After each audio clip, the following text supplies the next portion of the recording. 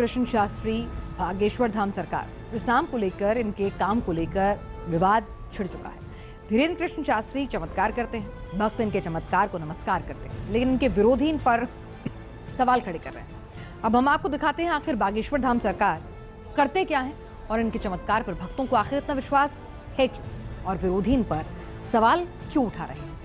आज समझते हैं बागेश्वर धाम सरकार की संपूर्ण कथा इस रिपोर्ट में।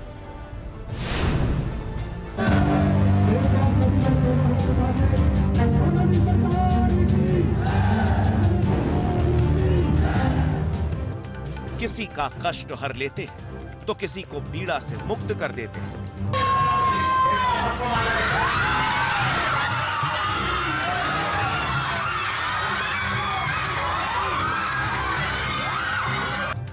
किसी के मन की बात जान लेते हैं तो किसी का भूत भविष्य बता देते हैं। बोलिए बागेश्वर धाम की जय, बालाजी सरकार की जय।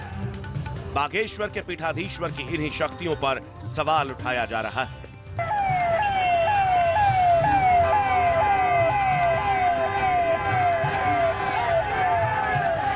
फ्रॉड एंड प्रूफ कंडीशंस के अंदर एक वैज्ञानिक चुनौती स्वीकारे और 2 बार ये प्रयोग सिद्ध कर 90% करेक्ट बताए और उनमें दिव्य शक्ति है ये सिद्ध करे। विरोध हो रहा है, लेकिन इस विरोध से पहले आपको पंडित धीरेन्द्र कृष्ण शास्त्री की कथा सुनाते हैं। व्यापार चलेगा, घर पर कृपा होगी, ब्रह्मदेव की पूजा कर दें तो व्यापार में उन्नति हो जाएगी। ट्रांसपोर्टिंग का बाद में कंस्ट्रक्शन का शुरू करना है। भक्त अर्जी लगाकर बागेश्वर सरकार के चरणों में बैठे और बिना कुछ कहे शास्त्री जी सब जान गए। सिर्फ जान ही नहीं गए बल्कि समाधान तक बता दिया। इनके पास में जो पर्चा है उसमें कमल का फूल बना होगा और जो पर्चा है उसमें 5 प्रश्न कॉलम लिखे होंगे, 4 नंबर का प्रश्न गुदा होगा। बागेश्वर बालाजी के धाम में जो भी आता है इन्हें सब ज्ञात होता है। आप में वहां साउंड के पास में पुष्पेंद्र नाम की अर्जी स्वीकार हुई है।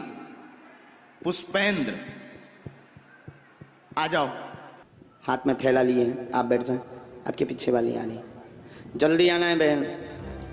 भक्तों की अर्जी क्या होती है इन्हें इस बात का भी पता होता है। कौन क्या पर्ची लेकर आया है, उसमें क्या लिखा है, कैसे लिखा है, इसका भी ज्ञान इन्हें पहले से ही होता है। इनके पास में जो पर्चा है उसमें कमल का फूल बना होगा और जो पर्चा है उसमें 5 प्रश्न कॉलम लिखे होंगे।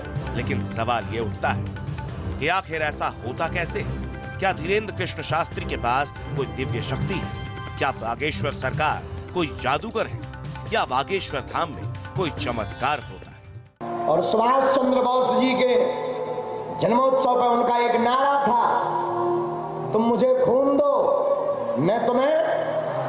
लेकिन हमने आज एक नया नारा बनाया है भारत के इतिहास में, तुम मेरा साथ दो हम हिंदू राष्ट्र बनाएंगे।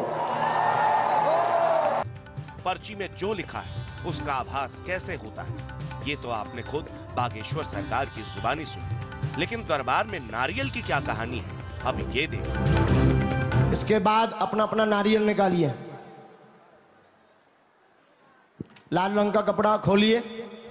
दरअसल दरबार में अर्जी लगाने के लिए बागेश्वर धाम में नारियल रखना होता है। सामान्य अर्जी लगाने के लिए लाल कपड़े में नारियल रखा जाता है। शादी विवाह से जुड़ी अर्जी के लिए पीले कपड़े और प्रेत बाधा से जुड़ी अर्जी के लिए काले कपड़े में नारियल रखना होता है। और इसी के बाद पर्ची निकलने पर पंडित धीरेन्द्र शास्त्री समस्या पूछते हैं और उसका हल निकालते हैं। बागेश्वर सरकार के दरबार में कई बार बीमारियों के इलाज का दावा किया जाता है।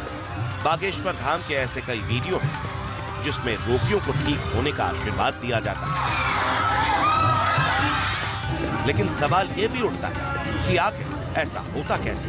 तो जो तप होता है सिद्ध पुरुष का, जो उसकी साधना होती है, जो उसकी तपस्या होती है, तो वो विभूति के माध्यम से अमुक याचक को, अमुक अर्जीकर्ता को विभूति के माध्यम से दे देता है और उस विभूति के स्पर्श से उस साधक की शक्ति उसके शरीर में सम्मिलित हो जाती है और कृपा हो जाती है। बीमारियों की चिकित्सा के अलावा यहाँ भूत प्रेत का इलाज भी होता है। गद्दी पर बाबा और सामने झूमते हुए लोग। तस्वीरें ऐसी कि कोई भी सिहर, लेकिन बागेश्वर वाले बाबा का ये एक ऐसा दरबार है जिस पर सबसे बड़े आरोप लगे। तर्कशास्त्रियों का इल्जाम यही है कि बाबा चमत्कार के नाम पर अंधविश्वास फैलाते हैं।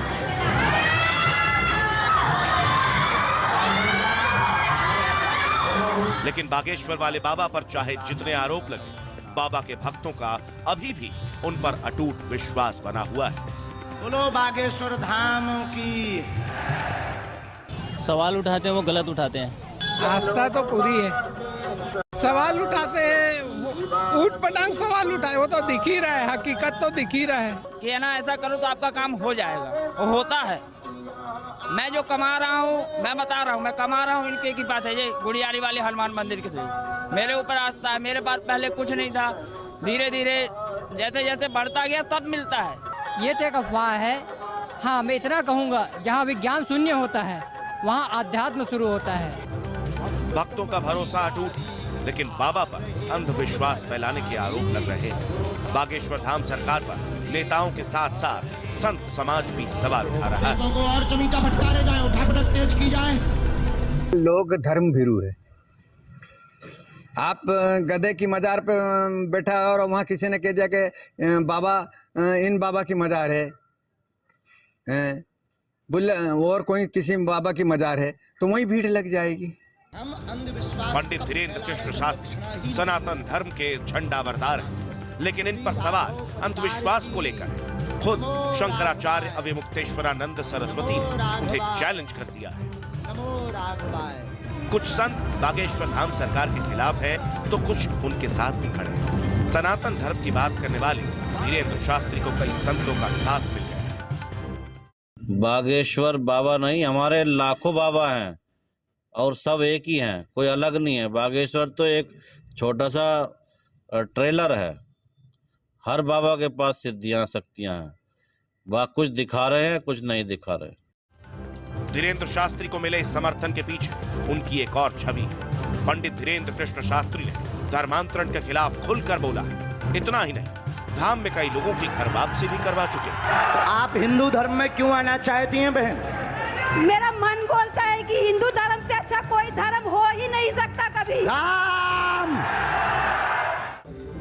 बागेश्वर सरकार खुद को पक्का हिंदुत्ववादी कहने से संकोच नहीं करती, ये भी स्वाभाविक है। लेकिन सनातन शक्ति को साधते साधते वो कई बार ऐसी लाइन पर चले गए जहां उनके तेवरों में सियासी रंग भी दिखा, तो बुलडोजर वाला बाबा का रूप भी दिखा। अभी की जो टीवियों पर न्यूज़ें चल रही हैं, विचित्र न्यूज़ें चल रही हैं। निवेदन है सब हिंदू एक हो जाओ और पत्थर मारने वालों के घर पर बुलडोजर चलवाओ। और कुछ दिन बाद हम भी बुलडोजर खरीदने वाले हैं। अब पैसा नहीं है इतना, वरना हम भी बुलडोजर खरीदेंगे और जो राम के काज पे और सनातनीय महात्माओं पर, संतों पर और भारतीय सनातनीय हिंदुओं पर पत्थर चलाएगा, हम बुलडोजर उसके घर पर चलाएंगे। चमत्कारी दावे